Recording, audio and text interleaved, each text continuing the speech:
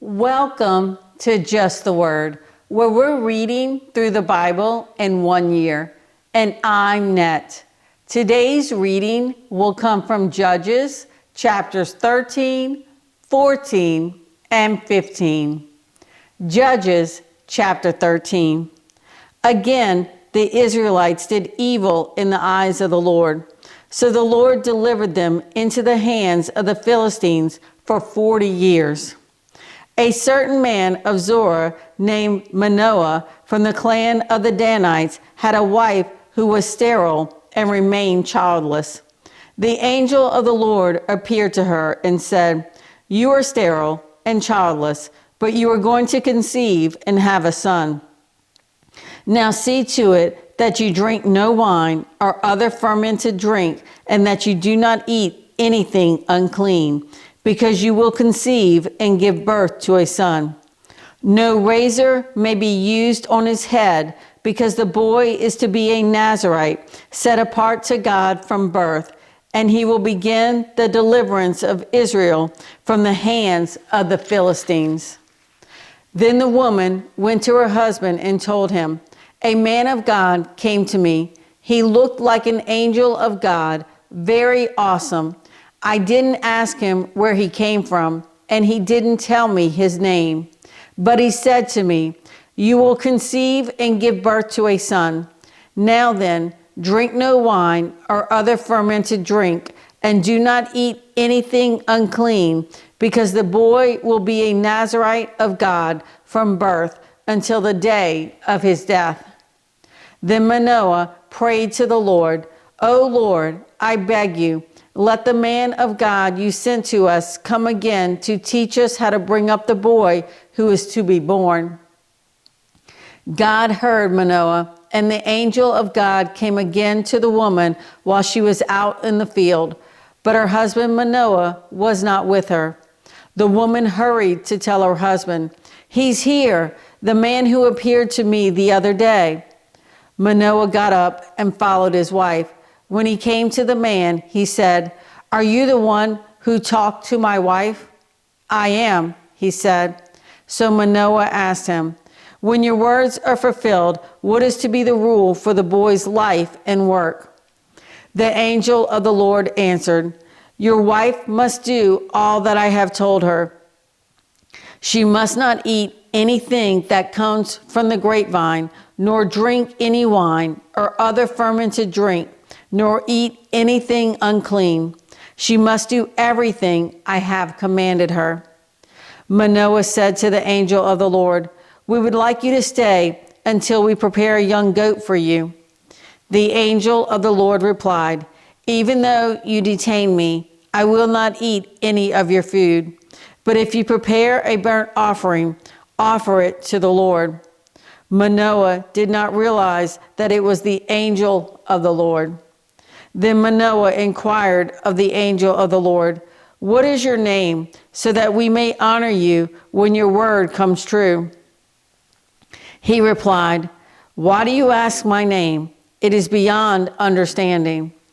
Then Manoah took a young goat together with the grain offering and sacrificed it on a rock to the Lord. And the Lord did an amazing thing while Manoah and his wife watched.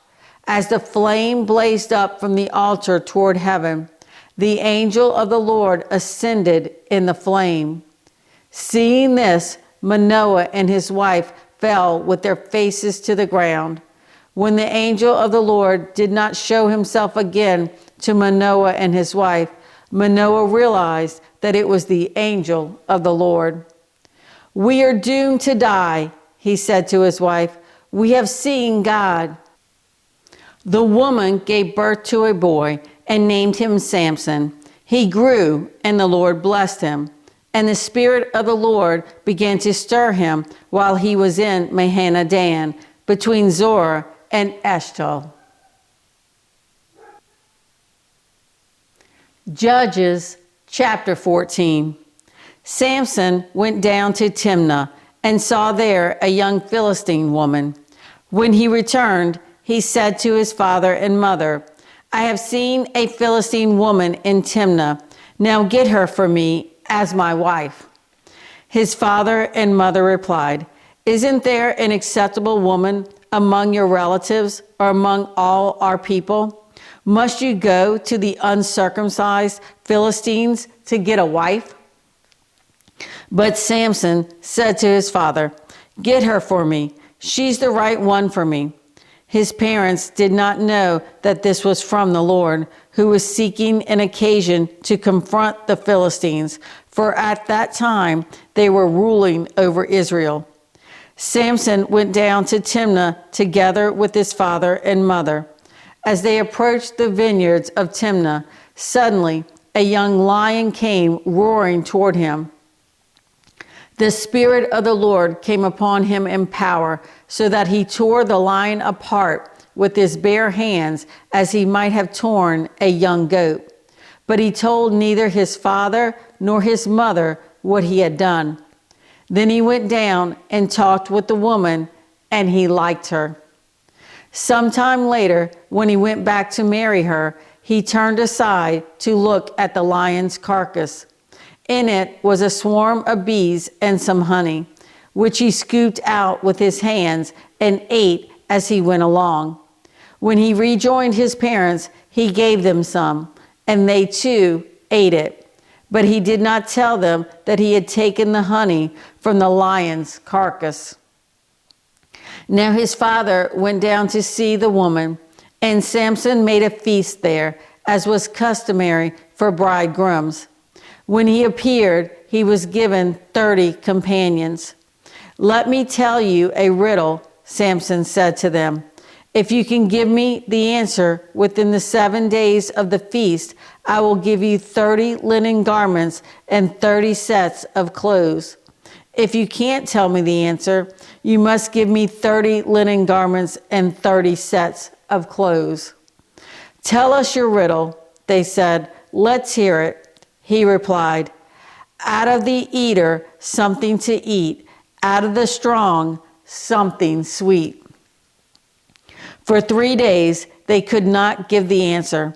On the 4th day, they said to Samson's wife, "Coax your husband into explaining the riddle for us, or we will burn you and your father's household to death. Did you invite us here to rob us?" Then Samson's wife threw herself on him, sobbing, "You hate me. You don't really love me. You've given my people a riddle, but you haven't told me the answer." "I haven't even explained it to my father or mother," he replied, "so why should I explain it to you?" She cried the whole 7 days of the feast. So on the 7th day, he finally told her, because she continued to press him. She, in turn, explained the riddle to her people. Before sunset on the 7th day, the men of the town said to him, "What is sweeter than honey? What is stronger than a lion?" Samson said to them, "If you had not plowed with my heifer, you would not have solved my riddle."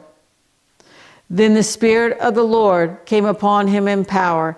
He went down to Ashkelon, struck down 30 of their men, stripped them of their belongings, and gave their clothes to those who had explained the riddle. Burning with anger, he went up to his father's house, and Samson's wife was given to the friend who had attended him at his wedding. Judges chapter 15. Later on, at the time of wheat harvest, Samson took a young goat and went to visit his wife.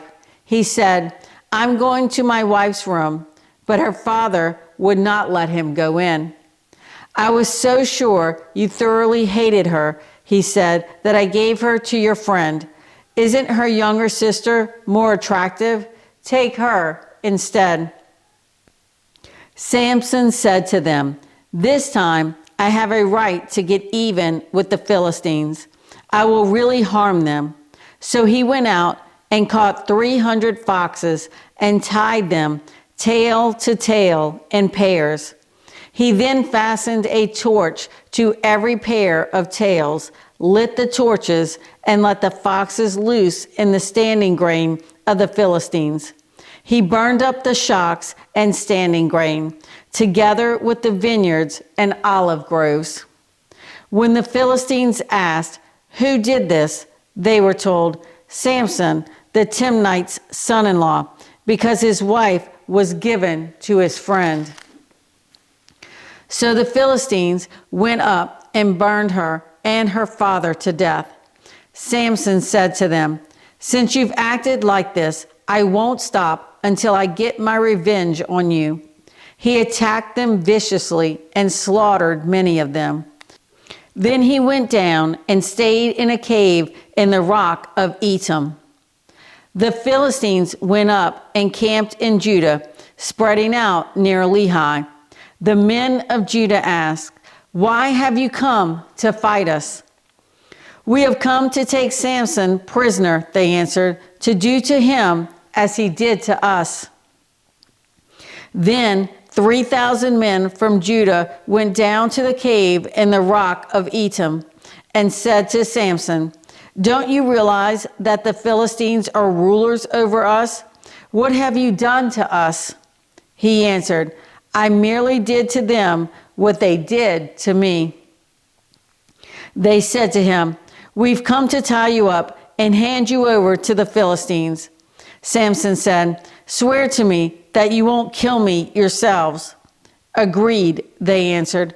"We will only tie you up and hand you over to them. We will not kill you." So they bound him with 2 new ropes and led him up from the rock. As he approached Lehi, the Philistines came toward him shouting. The Spirit of the Lord came upon him in power. The ropes on his arms became like charred flax, and the bindings dropped from his hands. Finding a fresh jawbone of a donkey, he grabbed it and struck down 1,000 men. Then Samson said, "With a donkey's jawbone, I have made donkeys of them.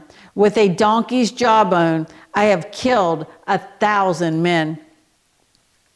When he finished speaking, he threw away the jawbone, and the place was called Ramath Lehi. Because he was very thirsty, he cried out to the Lord, "You have given your servant this great victory. Must I now die of thirst and fall into the hands of the uncircumcised?" Then God opened up the hollow place in Lehi, and water came out of it. When Samson drank, his strength returned, and he revived. So the spring was called En Hakkore, and it is still there in Lehi. Samson led Israel for 20 years in the days of the Philistines. Thanks for joining Just the Word. See you tomorrow.